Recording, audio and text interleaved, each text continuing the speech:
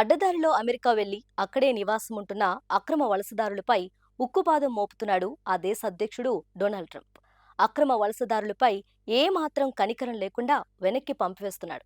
అక్రమంగా వలస వెళ్లిన భారతీయులను యుద్ధ ఖైదీల మాదిరిగా యుఎస్ మిలిటరీ ఎయిర్ క్రాఫ్ట్ లో వెనక్కి తరలిస్తున్నారు. ఇప్పటికే ఓ విమానం భారత్కు బయలుదేరింది. అందులో 205 మంది భారతీయులు ఉన్నట్లు తెలుస్తోంది. టెక్సాస్ నుంచి బయలుదేరిన ఆ విమానం ఫిబ్రవరి 4న ఇండియాకు చేరింది. అమెరికాలోని అక్రమ వలసదారులను స్వదేశానికి పంపించాలని కంకణం కట్టుకుంది ట్రంప్ ప్రభుత్వం. ఆ దిశగా వేగంగా పావులు కదుపుతోంది. అమెరికాలో మొత్తం భారతీయుల వలసదారుల సంఖ్య 7.25 లక్షలుగా ఉండగా వీరిలో 18,000 మందిని అక్రమ వలసదారులుగా గుర్తించారు. దీంతో వీరిని స్వదేశానికి పంపేందుకు వేగంగా ఏర్పాట్లు చేస్తున్నారు.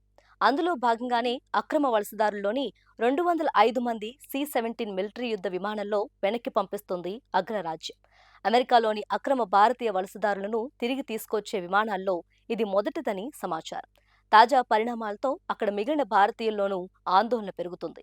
గతంలో అమెరికాకు పరుగులు తీసిన పలువురు భారతీయులు అయోమయంలో పడుతున్నారు. డొనాల్డ్ ట్రంప్ అధ్యక్ష పదవి చేపట్టగానే అక్కడ అధికారులు తొలుత 538 అక్రమ వలసదారుల్ని అరెస్ట్ చేసి ఆయా దేశాలకు తరలించారు.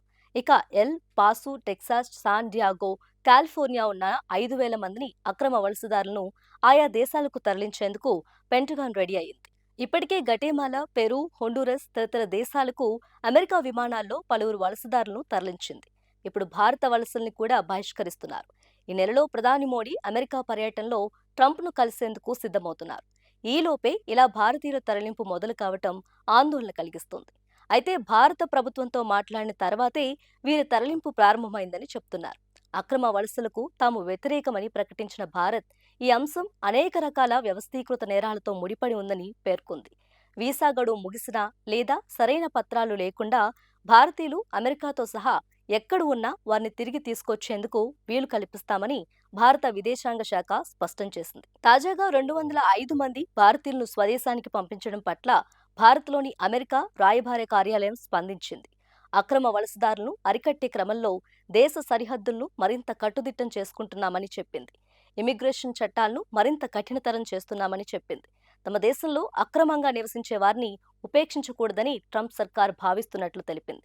ఎలాంటి డాక్యుమెంట్లు లేకుండా నివసిస్తున్న వారిని వెనక్కి పంపించే ప్రక్రియ మరింత వేగవంతం అవుతుందని, ఈ చర్య అక్రమ వలసదారులకు ఓ స్పష్టమైన సందేశాన్ని పంపించాయని అమెరికా రాయబార కార్యాలయం ప్రతినిధి స్పష్టం చేశారు.